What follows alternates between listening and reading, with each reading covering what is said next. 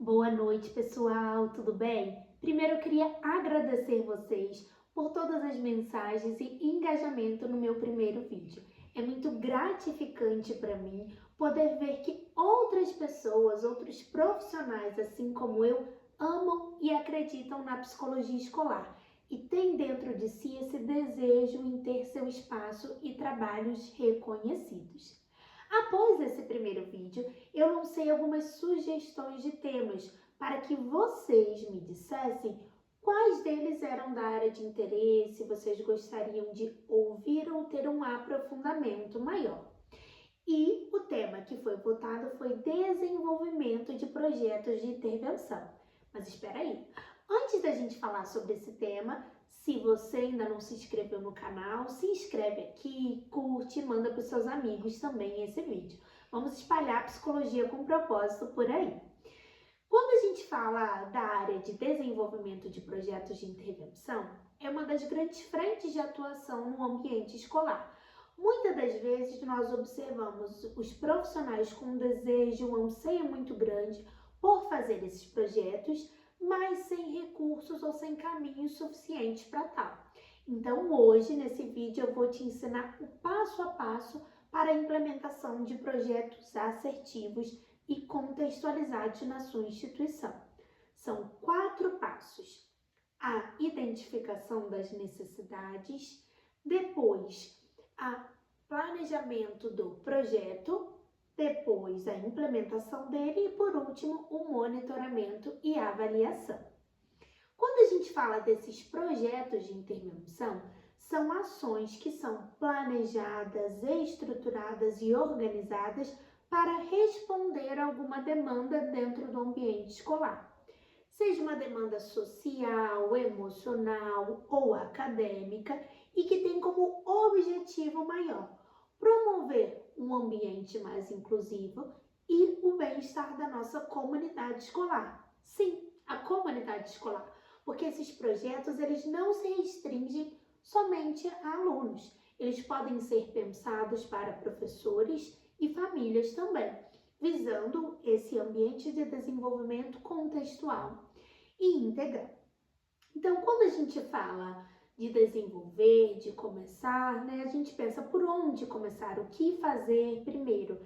Ah, Rebeca, eu vi uma dinâmica ali na internet, queria aplicar ali na minha instituição. Penso em aplicar essa dinâmica. Antes da gente pensar na aplicação, precisamos identificar a necessidade dentro do nosso contexto ou do nosso grupo de trabalho. Fazer uma análise do contexto escolar, compreendendo quais as demandas que a gente tem ali. E quando a gente faz essa análise, é importante a gente entender que dentro desses projetos nós temos 2 principais frentes: os projetos preventivos, que vão atuar como zonas de oportunidade, identificando as principais demandas ou questões que são próprias daquela fase do desenvolvimento e já trazendo projetos para desenvolver o repertório ou conhecimento adequado para lidar com essas demandas ou desafios. E uma segunda frente seriam os projetos para trabalhar uma demanda pontual. Quando uma demanda ou uma questão ela já está instaurada dentro daquele grupo e eu faço um projeto para responder a essa demanda, visando trabalhar sobre ela. Então, a primeira ação é analisar esse contexto, compreendendo dentro de cada grupo da escola, seja um ano escolar, seja uma série, seja uma turma, seja meu grupo de professores, seja meu grupo de famílias, quais são esses problemas ou demandas que surgem ou em quais áreas eu posso trabalhar para esse desenvolvimento. Como eu faço essa análise? Para fazer essa análise, eu preciso primeiro participar desse contexto. Lembram que no primeiro vídeo eu falei que o psicólogo escolar não é aquele que fica sentado esperando as demandas virem, mas aquele que vai de encontro, que observa e atua efetivamente? Então aqui entra essa dica. Nós vamos precisar observar o nosso grupo. Observar os alunos em sala de aula, nos momentos de recreio, nos momentos de play, nas diferentes atividades, conversar com nossos professores, fazendo um questionário ou uma entrevista, a fim de que a gente possa entender os principais desafios ou demandas que eles têm no cotidiano escolar. Fazer reuniões com os pais para ouvir e conhecer um pouco do contexto desse aluno, não esperando a demanda surgir para conhecer, mas entender um pouco da trajetória, da história de vida, dos desafios que essa família enfrenta, de como ela atua. Com todas essas informações, eu consigo analisar e ir avaliando dentro de cada grupo que eu vou estruturar qual a principal demanda ou os principais temas que eu posso trabalhar. Então, eu posso fazer essa observação tanto de forma não estruturada, acompanhando, estando ali nos momentos das crianças e nas atividades, como de forma estruturada numas coletas de dados, por meio de entrevistas, questionários que eu vou enviar ali para os professores. Através dessa análise do contexto, eu traço ali os principais temas. Então, já tenho o tema geral para o desenvolvimento do meu projeto, que podem ser temas ligados a questões emocionais, a indisciplina, uma baixa no desempenho acadêmico dessa turma, uma dificuldade dos pais em estabelecer os limites ou dos professores em atuar com práticas inclusivas. Inúmeras são as possibilidades. E aí eu passo para o segundo ponto, que seria o planejamento desse projeto de intervenção. Muitas das vezes o nosso erro é fazer uma atuação que não é planejada e estruturada, que não tem os seus objetivos ou passo a passo muito claro. Então, antes da gente definir o que a gente vai fazer, a gente precisa entender aonde eu quero chegar. Qual o objetivo geral desse projeto? O que eu pretendo atingir? A partir do objetivo geral, eu vou traçando objetivos específicos que vão tornando claro esse caminho e alinhando os meus encontros e intervenções com os alunos. Só que para a definição desses objetivos, principalmente do objetivo geral, eu preciso também ter em mente e ter clareza que esse objetivo ele precisa ser alcançável. Ele precisa ser um objetivo que eu também consigo mensurar, monitorar e avaliar. Então, vou trazer um exemplo prático. Muito se fala sobre projetos de bullying nas instituições. E aí o objetivo é trabalhar para que não exista bullying dentro da minha instituição ou dentro da turma X. É um objetivo que dificilmente a gente vai conseguir atingir, porque alguns conflitos vão fazer parte da fase do desenvolvimento que essa criança está. Então, na verdade, pensando nessa proposta, eu poderia criar um projeto que vá trabalhar a questão da aceitação e do respeito das diferenças, onde eu vou trabalhando a cada intervenção para que essa criança perceba, ou adolescente, as diferenças que podem ser físicas, de personalidade, de comportamento, de habilidades, e ela aprenda a conviver com elas de maneira respeitosa e empática. É diferente de eu pegar o objetivo e extinguir um bullying e eu trabalhar com o desenvolvimento de comportamentos assertivos, para que quando esse problema aparecer, esse aprendiz ele tenha recurso necessário para enfrentar. Por que eu trago isso? Quando a gente tem um conhecimento, uma propriedade sobre as etapas do desenvolvimento, a gente sabe que numa dada etapa, as crianças elas passam a desenvolver uma maior autopercepção e a percepção do outro. Então elas desenvolvem esse olhar, elas passam a perceber, como eu disse, toda essa gama de diferenças, mas ainda não têm um repertório de habilidades sociais suficiente para que elas consigam lidar de maneira respeitosa ou assertiva com isso. Então, elas percebem essas diferenças e elas vão fazer um comentário, ou um cochicho, ou alguma falha, uma postura, que elas não entendem que talvez não seja adequada, que talvez afete esse colega, porque elas estão passando por uma etapa onde isso está começando a se tornar claro para elas. Então, o meu papel enquanto psicólogo, enquanto profissional, é desenvolver esse olhar, essa tomada de consciência e esse repertório no meu aluno, para que ele entenda que diferenças existem, mas que há uma maneira de lidar com isso, uma maneira cuidadosa e respeitosa. Então, é um objetivo, um projeto que está muito mais alinhado a uma realidade que é prática e que me permite alcançar isso. Porque eu também preciso entender que a nossa posição enquanto psicólogo não é ser a apagadora de incêndio ou aquela pessoa que extingue os problemas, mas aquela pessoa que desenvolve ativamente habilidades para que esses problemas eles sejam superados e para que o bem-estar prevaleça. Então a gente tem que pensar de maneira muito clara sobre esses objetivos, porque são esses objetivos que vão me ajudar a construir as intervenções. E a partir disso, escolher estratégias de intervenção. Pensando nessas estratégias, eu também preciso ter uma participação ativa e um conhecimento maior do meu público-alvo. De nada adianta eu querer promover ou usar como estratégia uma roda de conversa para uma fase onde não há ainda maturidade para troca de experiências e informações, maturidade para que se forme uma opinião ajustada e que talvez esse diálogo mais aberto e direto não faça tanto sentido na prática ali do dia a dia. Então, pensando no projeto de aceitação e respeito às diferenças. Com adolescentes, uma estratégia de intervenção seria uma roda de conversa, porque eles têm todo esse repertório já carregado com eles, onde eles conseguem pensar de maneira mais abstrata, pensar além, concatenar ideias, ouvir o outro, dialogar com diferentes percepções. Mas com crianças, dificilmente eu consigo atingir esse objetivo. Então, talvez para esse mesmo projeto, eu vou ter que trabalhar com uma historinha onde uma vivência, uma situação que aconteça com eles esteja projetada naquela historinha, com pequenos desafios que eu vou lançando para que aquelas crianças façam ao longo das semanas e dos dias delas e coloquem em prática. Então, eu preciso pensar muito bem no meu público-alvo. Podemos pensar também numa formação de professores, onde eu vou falar sobre educação inclusiva. E aí eu trago todo um repertório de 2 horas, somente a teoria sobre os principais transtornos do neurodesenvolvimento. E não trago para esse grupo de professores a prática.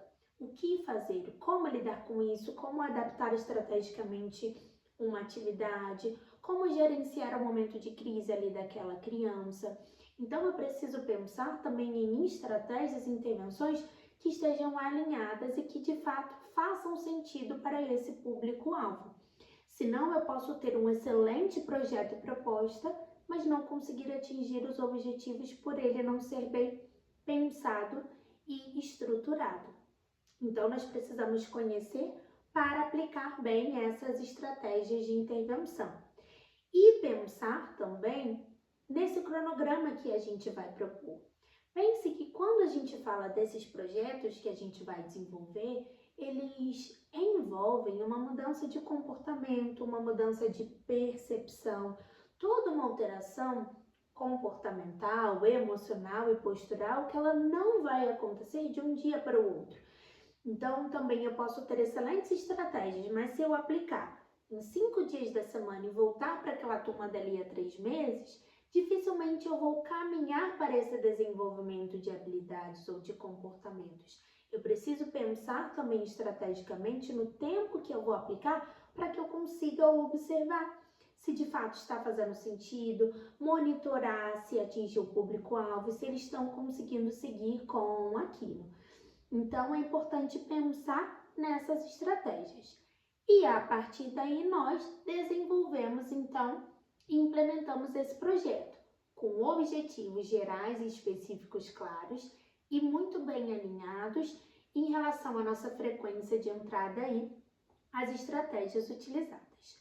Então, partimos para um plano de ação, para estruturar todas essas atividades, fazer o cronograma do que a gente vai fazer, a que objetivo esta atividade ela está correspondendo, como, quando, e deixar isso bem alinhado, bem claro, para que a gente também consiga ter uma visão do início, do meio e do fim daquele projeto, e se ele está respondendo ao objetivo, ao propósito ali inicial. E entendam que quando a gente fala de todas essas etapas de elaboração, foge muito a uma prática que às vezes de maneira equivocada a gente comete, que é de ver uma dinâmica no Google ali que fala sobre a empatia, ouvir que um profissional fez aquela formação na escola e ir colocando isso dentro da realidade da nossa escola sem ter um alinhamento, sem ter um propósito. Volto a dizer, são ações que naquele momento podem ser benéficas, mas que não têm todo o benefício a longo prazo de uma intervenção bem estruturada, que não responde a um objetivo maior e que às vezes também não nos ajudam enquanto psicólogos a ter nosso espaço e trabalho reconhecidos. Por que eu trago isso?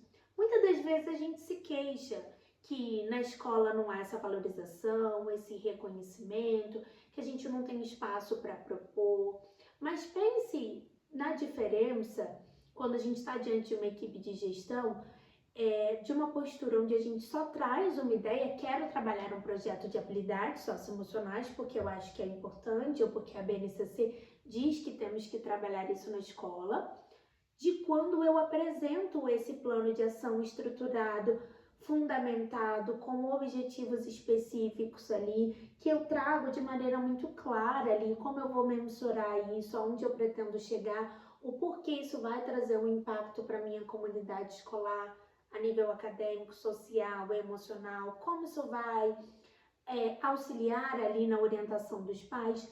Então é diferente também quando a gente tem esse trabalho muito claro e a confiança também naquilo que a gente faz. Mas a gente não vai ter confiança naquilo que a gente não planeja. Daí a importância desse planejamento. Definimos o plano de ação. Vamos pensar na responsabilidade. Esse projeto, ele não necessariamente precisa ser aplicado somente pelo psicólogo. Outros agentes da comunidade escolar podem entrar em cena também, como, por exemplo, professores que vão aplicar ou monitorar alguma intervenção, num projeto mais artístico, criativo, uma professora de arte que entre para fazer uma determinada ação ali, profissionais da equipe multidisciplinar que podem colaborar também com essas ações, ou em alguns casos, profissionais externos que a gente vai convidar para fazer uma palestra, uma formação. Por exemplo, na temática do Setembro Amarelo, onde a gente convida um profissional que é especialista nessa área de acompanhamento, acolhimento e autocuidado, e ele vai trazer uma formação, ou uma palestra para os professores, onde a gente vai falar de transtornos do neurodesenvolvimento e a gente traz um neuropsicólogo que atua diretamente com isso no dia a dia. Então, sim, a gente vai chamar, vai pensar em que outros agentes podem compor e nos auxiliar nessa intervenção, estabelecendo a parceria, a colaboração com outras pessoas. E um ponto muito importante também, definir os recursos necessários, sejam eles recursos humanos, que são todas essas pessoas envolvidas no processo, mas os recursos materiais também. Que materiais ou que recursos eu vou precisar utilizar, que orçamento eu pretendo utilizar, o que é viável, o que não é, para que também ao longo do projeto a gente não fique naquela correria e desespero de adquirir tudo, mas que a gente já tenha tudo isso muito estruturado. Quando eu monto projetos, a cada intervenção eu vou desenhando ali o objetivo específico, a tarefa, a atividade que vai fazer, os agentes que estão envolvidos, os recursos necessários. Antes de iniciar, eu já tenho tudo isso programado e organizado, de forma que, se naquele dia surgiu um imprevisto, mas eu vou entrar para uma intervenção, eu já tenho tudo organizado ali, eu não preciso de última hora ter que mexer em tudo ou buscar material e talvez isso interferir na eficácia ali da minha intervenção. E passado isso, a gente vai para a última etapa, que é o monitoramento e avaliação. Ué, Rebeca, não é só a gente montar o plano de ação, apresentar para a direção e aplicar? Não. Lembrem-se que dentro do ambiente escolar, nós não estamos lidando com produtos. Nós estamos lidando com o desenvolvimento de pessoas. E esse desenvolvimento requer que a gente observe e acompanhe o tempo todo para que a gente entenda também se a maneira, a metodologia ou o formato que a gente propôs está atendendo bem a esse público-alvo. Então, a cada intervenção, eu preciso ter esse tempo de monitorar e avaliar. se aquilo que eu me propus, aquele objetivo específico que foi alinhado para aquela turma, para aquele grupo, se ele realmente tem sido atingido. Se ao longo desse tempo eu percebo uma melhora. Por exemplo, estou fazendo um projeto para trabalhar com a mediação de conflitos dentro de uma turma, porque é uma turma que sempre era muito reativa, muito impositiva. Quando tinha um conflito, ia direto para o embate físico. Então, eu percebo que ali dentro da segunda e da terceira intervenção, esses alunos eles já conseguem dialogar, expor aquilo que eles sentem e pensam, aquilo que deixou eles chateados ou aquilo que fez com que eles se sentissem injustiçados, ouvir e respeitar a opinião do outro. Veja que ao longo do processo eu já vejo um processo de mudança que está respondendo ao meu objetivo, que é trabalhar com esse manejo, dando um repertório ali de manejo de conflitos, de resolução de conflitos. Então, preciso ir monitorando se as pequenas conquistas, digamos assim, dentro dos meus objetivos específicos, elas estão caminhando. E, se necessário, revisitar e recalcular a rota. Começar o projeto do zero? Não. Ajustar o formato, a metodologia, o tipo de atividade, o tempo, para que realmente a gente atinja o objetivo que é proposto. E sempre pensando que o cenário ideal é que a gente consiga, de fato, trabalhar com mais projetos preventivos do que projetos pontuais ligados a problemas. Quanto mais projetos preventivos nós desenvolvermos em toda a comunidade escolar, e não somente em um grupo ou uma turma em específica, mais assertivamente a gente vai agir e, consequentemente, a gente diminui a demanda de problemas e consegue trabalhar sem ficar apagando incêndio, concordam? Então, pensem que é uma ação que vai trazendo diversos benefícios a longo prazo. Eu queria trazer, compartilhar com vocês o exemplo de um projeto que eu desenvolvi numa escola visando trabalhar de maneira preventiva, pensando na etapa do desenvolvimento.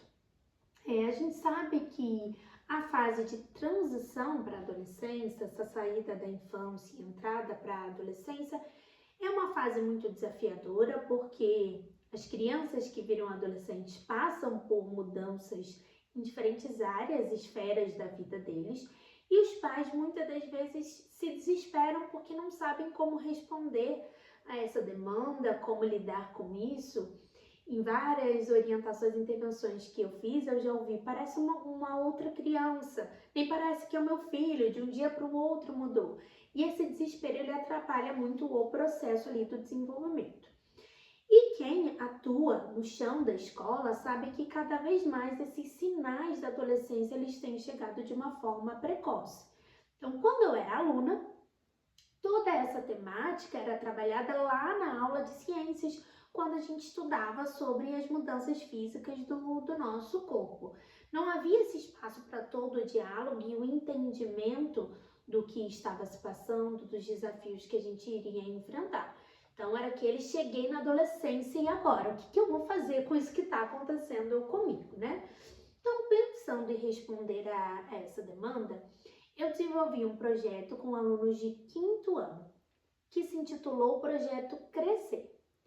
Esse projeto ele teve como objetivo tratar das mudanças que ocorrem na adolescência, englobando as mudanças físicas, as mudanças cognitivas e socioemocionais, apresentando os principais desafios que esses adolescentes teriam e dando repertório sobre como lidar com eles.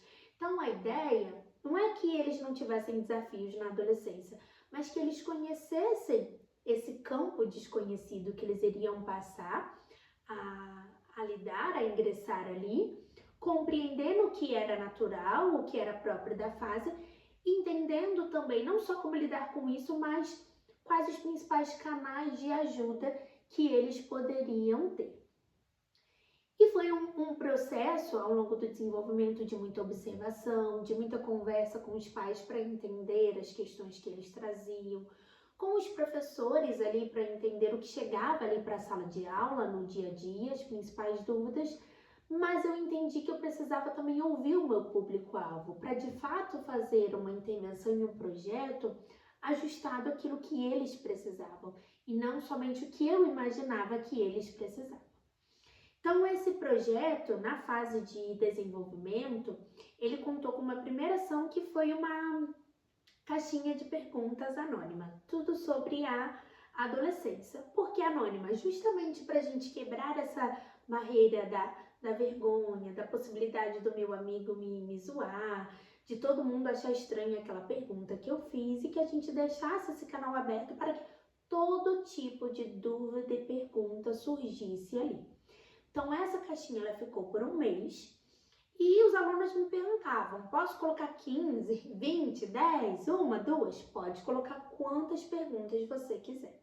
Então, eles foram colocando e depois eu tive um momento de ler, agrupar essas perguntas dentro de esferas e todas as intervenções que foram feitas, tratando dessas diferentes esferas de mudanças, elas não só traziam o fundamento daquilo que ia acontecer, mas respondiam a essas principais dúvidas que vinham. Esse projeto foi um projeto que contou com muitas mãos. Ele contou com um enfermeiro que atuava dentro da instituição, com a professora de ciências que também puderam falar um pouquinho mais das questões físicas e comigo tratando mais dos projetos cognitivos e socioemocionais. E também contou com ações com pais, porque de nada adianta também a gente só trazer toda essa clareza e esse caminho para os alunos, mas não ter os pais conscientes e abertos para esse processo. Então, com os pais também foi tratado toda essa temática das mudanças, o como a gente estava trazendo isso para eles, o como eles lidarem com esse filho adolescente, que a diferença da postura e das demandas são outras, para que esse pai também tivesse aberto a todo esse processo. Então, foi um projeto muito bacana e que a gente percebeu que a transição para essa fase foi uma transição muito mais suave e que a gente tinha famílias muito mais colaborativas dentro desse processo de mudança e dispostas ao acolhimento. E nessa turma em específica, quando eles ingressaram para o 6º ano, muitas das demandas que a gente tinha enfrentado na turma anterior ligadas à autoestima, que se refletiu no desempenho acadêmico, aos conflitos e às demandas sociais ali na separação dos grupos, muitas questões relacionais, a gente conseguiu diminuir a intensidade porque eles já estavam mais amparados e direcionados nesse processo. Veja que é um pequeno projeto, mas que tem o potencial de auxiliar na transição para uma fase que é tão importante, que pode afetar, impactar diretamente o desenvolvimento social e acadêmico dessa criança. Então, inúmeras são as possibilidades quando a gente entende as fases do desenvolvimento e quando a gente se propõe a observar o nosso contexto e atuar ativamente. Então, a gente pode pensar em projetos voltados para a valorização da vida, capacitação dos professores em estratégias para otimizar e planejar ali a rotina de estudos, capacitação dos professores voltadas para a inclusão, trabalhar a autonomia, a independência e a autoestima dos nossos alunos, habilidades socioemocionais, mediação de conflitos, orientação para mediação de conflitos com pais, formação na disciplina positiva, uma formação que fale sobre os principais sinais e pontos de alerta dentro do desenvolvimento que os pais precisam ter. Então, aqui eu trouxe algumas possibilidades, mas poderia falar inúmeras mais. Quando a gente se dedica a essa área, a gente estuda e a gente conhece, a gente entende essa ampla gama de possibilidades que a gente tem, mas que precisa ser estruturado. Então, por meio dessa estrutura, você, psicólogo escolar, tem um caminho para atuar de maneira assertiva e eficaz, pensando em projetos de intervenção. E com isso, consequentemente, você vai tendo, com toda essa construção, o seu trabalho, espaços reconhecidos, não só na sua instituição, mas para além dela também. Você gostou desse conteúdo? Acha que ele fez sentido para você? Acha que ele pode agregar na tua prática cotidiana? Se sim, deixe uma curtida aqui E se você, enquanto você estava assistindo esse vídeo, essa aula, você pensou em algum amigo, algum profissional que se beneficiaria dele também? Aproveita e compartilha com o seu amigo. Com um cliquezinho bem rápido você consegue fazer. Mas vocês ficaram aqui bastante tempo comigo, né? Ouvindo, entendendo dessa estrutura. Então eu também gostaria hoje de presentear vocês. Para que você ganhe esse presente, você precisa curtir a nossa página no Instagram e enviar um direct com uma palavra-chave. Espera aí que eu vou voltar para você anotar. Curte o nosso Instagram, envia o direct com a palavra-chave Projeto Crescer. E eu vou presentear você com o passo a passo que a gente apresentou hoje, que é a estrutura dos projetos de intervenção, mas também com esse projeto que foi o projeto que eu apliquei na instituição. Um projeto pronto que pode ser aplicado aí na sua realidade. Então não esqueça a palavra-chave Projeto Crescer. E você, além desse conteúdo, quer conhecer muito mais sobre essa área? Você quer saber qual o beabá da psicologia escolar? Então não perca que no dia 29 de agosto, às 8 horas da noite, no YouTube, nós teremos a nossa aula 100% online, 100% gratuita, onde eu vou ensinar você, psicólogo escolar, a ter seu espaço e trabalho reconhecido. Não esqueça de se inscrever no nosso canal para participar dessa aula. Muito obrigada a vocês que estiveram aqui comigo e acredito que juntos nós podemos construir esse caminho na psicologia escolar. Até mais!